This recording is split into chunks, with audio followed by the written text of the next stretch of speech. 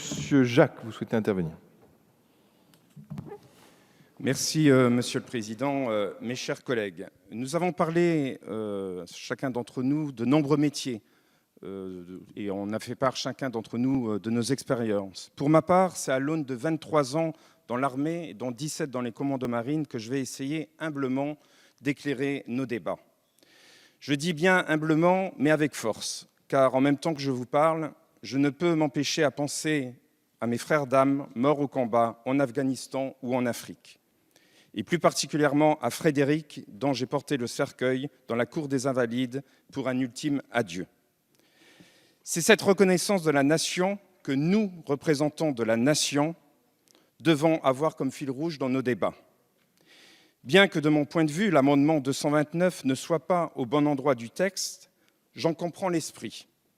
De mon point de vue, il doit être introduit à l'article 37. D'ailleurs, j'y ai déposé un amendement qui va dans ce sens.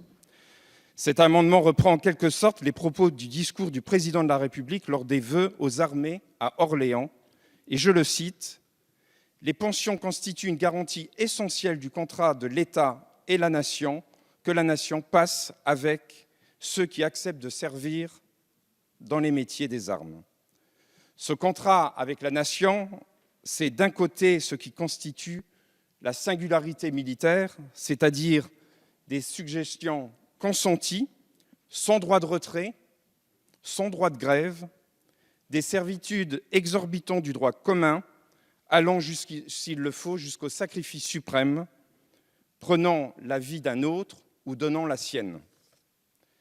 La pension du militaire, qui n'est pas une retraite, et la sémantique est importante, est le pendant des sacrifices consentis.